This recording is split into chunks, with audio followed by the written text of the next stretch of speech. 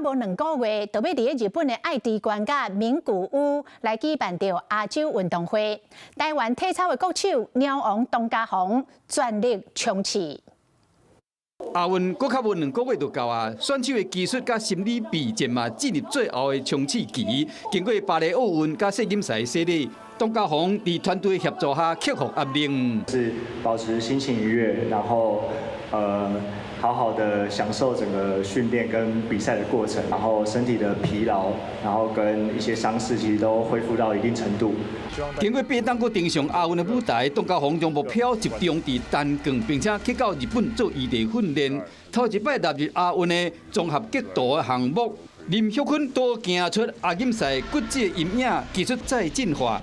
女子卡巴迪的隊長黃淑琴是負責團隊溝通，希望超過頂一屆銀牌的好成績。現在恢復的狀況是非常好，已經有開始在做一些輕打擊的動作。現在就是配合傷勢去做一些訓練，去加強我的弱點。身為隊長，我比較常會跟我的隊友多鼓勵、多溝通。那我認為，只要我們大家在同一個頻率上的話，才會在團隊上才會有更好的發揮。選手衝刺後勤做靠山，運動部長李勇以過來人的身份提供經驗，將後勤擱升級。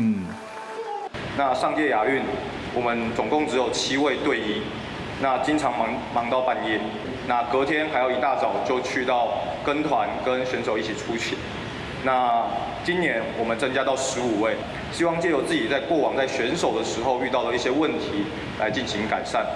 為了好選手吃好住好，農業部提供在地豐富食材，交通部更加協調升級一大無人機。運動部增加專屬的隊醫甲營養照顧，後勤專門要支援，要讓這個選手備戰更加安心。